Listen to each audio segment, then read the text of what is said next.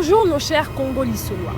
Aujourd'hui, nous allons parler de la reine-mère guerrière d'Ashanti. Comme nous le savons tous, les Noirs africains ont toujours résisté contre les razzias d'esclaves, contre la colonisation et toutes les formes d'oppression.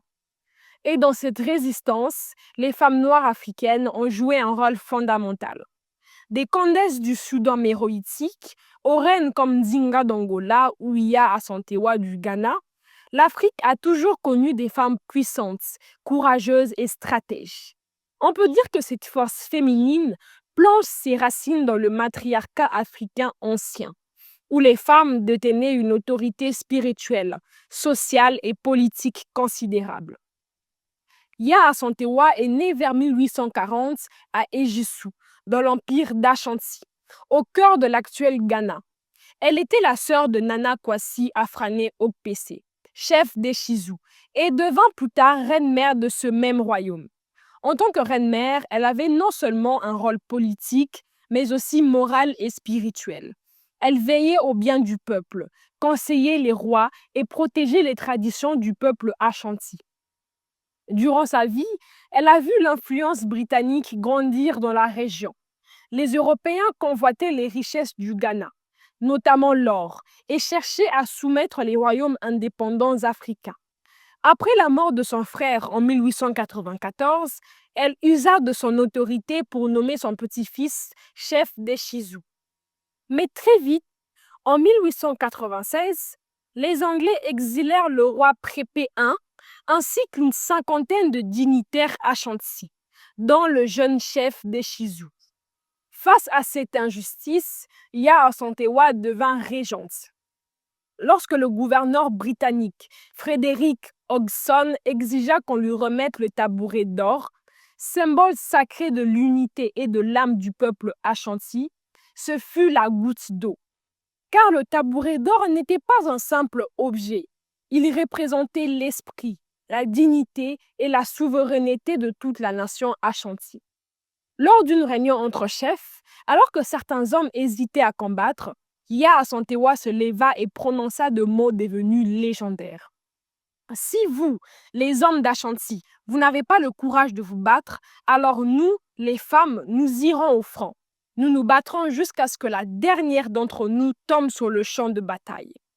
Ce discours fut un appel à la dignité et à la résistance. Elle prit alors la tête d'une insurrection historique en 1900, connue sous le nom de guerre du tabouret d'or. L'une des dernières grandes révoltes africaines contre la domination coloniale britannique. Les Ashanti, sous son commandement, assiégèrent le fort de Kumasi où s'étaient réfugiés les colons britanniques. Pendant des mois, Iya Asantewaa mena cette guerre avec intelligence, stratégie et un courage inébranlable. Même si les forces britanniques, mieux armées, finirent par envoyer plus de 1400 soldats pour écraser la rébellion, le courage de cette femme marqua profondément les esprits. Capturée avec ses conseillers, Iya Asantewaa fut exilée aux Seychelles, où elle mourut le 17 octobre 1921. Mais son esprit ne fut jamais exilé. 3 ans après sa mort, le roi Prépé I fut autorisé à rentrer au Ghana et fit rapatrier son corps pour qu'elle repose sur le sol Ashanti.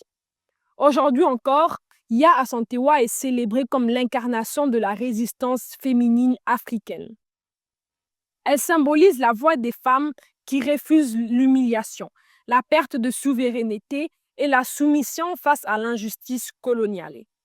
Au Ghana, des écoles, des musées et même des festivals portent son nom. En 2000, le Ghana a commémoré le centenaire de sa révolte, rappelant au monde que cette reine a tenu tête à un empire entier. Iya Asantewaa n'a pas seulement combattu pour un trône ou pour un roi, elle a combattu pour la dignité de tout un peuple.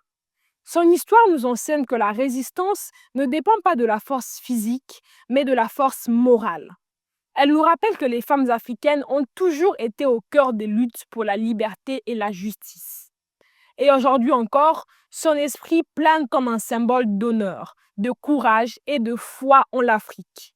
Car tant que ces paroles continueront d'être transmises, le feu de Iya Asantewaa ne s'éteindra jamais.